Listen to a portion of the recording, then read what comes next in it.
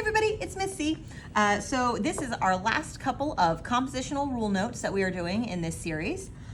We only have 2 left, so our division on our paper is going to look a little bit different. Instead of having 3 sections, we're just going to have a top and a bottom, and then our little section to the side to write on. I've had some kids ask, does it have to be on the right? No, you could put it on the left if you want, whatever works better for you.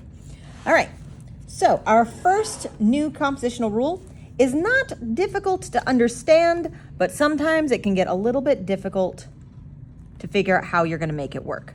And it's called framing.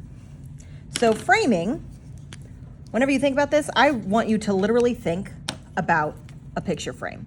This is like a picture frame. This frame can be a complete frame or only most. I'm going to go this way because I can see what you're writing.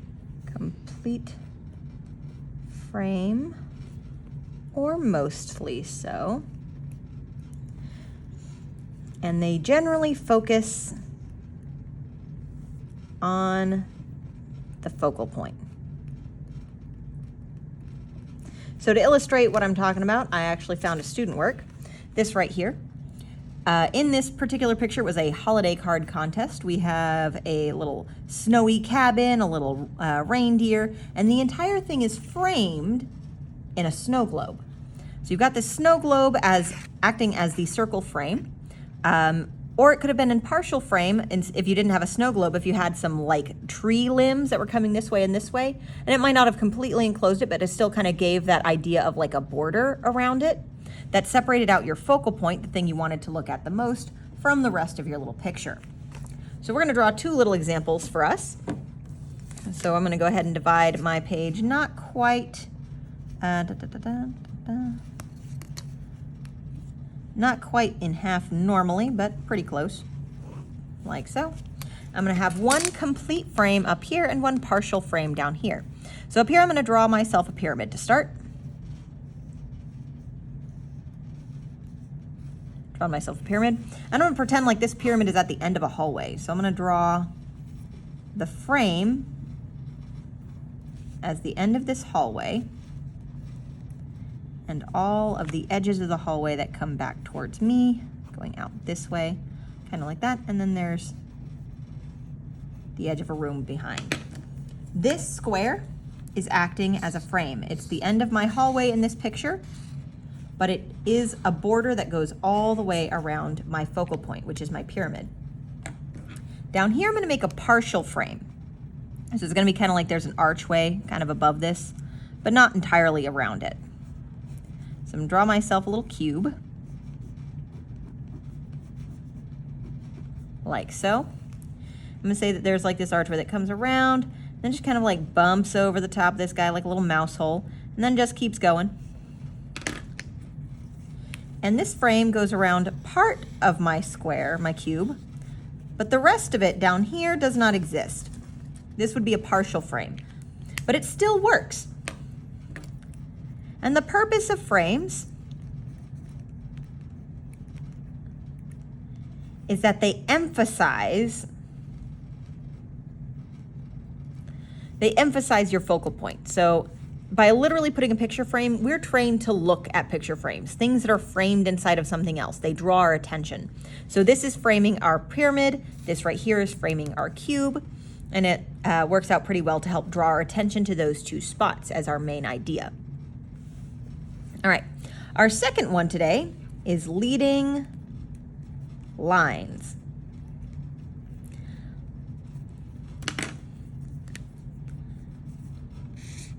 I really like leading lines. Leading lines are extremely helpful because you can operate them in many ways, and all they do is they are lines that point towards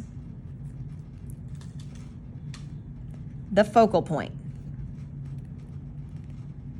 That's all they do. The end of the line ends at the focal point. They can bend,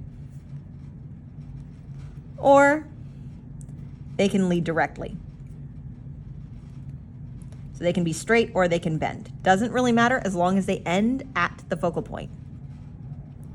Generally though,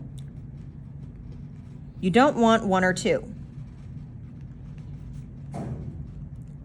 You generally want many.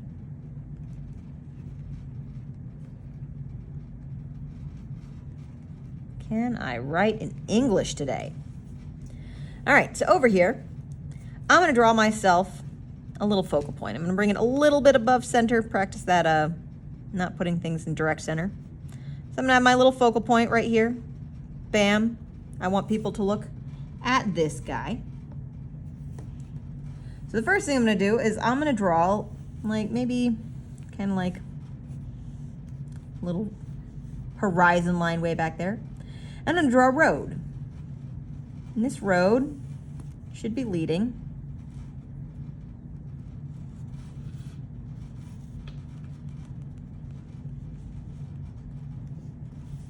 towards my focal point. And you can see here, this line leads towards my focal point. This line leads towards my focal point. They're bendy, but they do lead there. I'm going to draw a building over here in what is called 1-point perspective.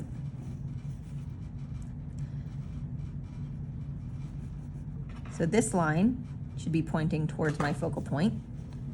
Rather, not necessarily my focal point, but a vanishing point, and this focal point is also going to be my vanishing point. So it's going to be this building right here. It's going to have a little building front right there. And in this case, the top edge and the bottom edge of my building are going to point towards my focal point, which is also going to be my vanishing point in this particular case. Maybe I want this to be the sun or something.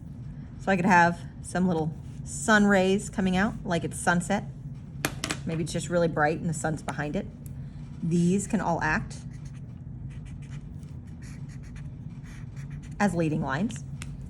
And maybe just because I want something up here, I want some like leaves blowing on the wind. So I've got little lines that are representing my wind. Whoosh. They're all leading towards here, and they've got some leaves just sitting there like, yeah, flying. These as well can be pointing towards my focal point. That is what leading lines do, is they lead towards your focal point. And again, the reason you want not 1 or 2 but many is because you're going to have lines going in other directions. And unless you have a large number of these pointing in one direction, or at least enough of these pointing in one direction, they tend to get lost in whatever lines you might have, what other lines you might have. So they'll disappear if you don't have a good enough number of them. Anyway, those are all of your compositional rules. Oh wait, almost forgot. Principle.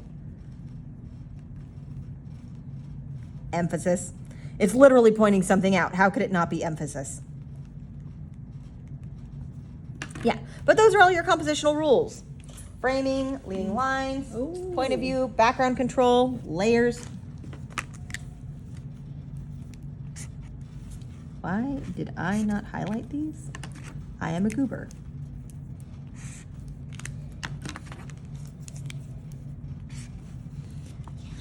We've got variety of size, overlapping, repetition, and we've got rule of thirds and fill the space.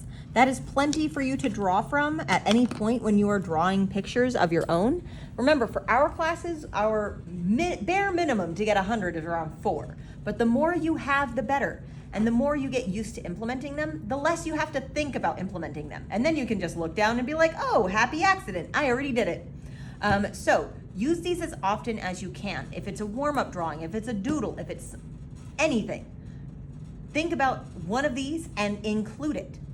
Do it as often as you can so that you get by rote experience, and then eventually you'll just do it automatically. Anyway, bye.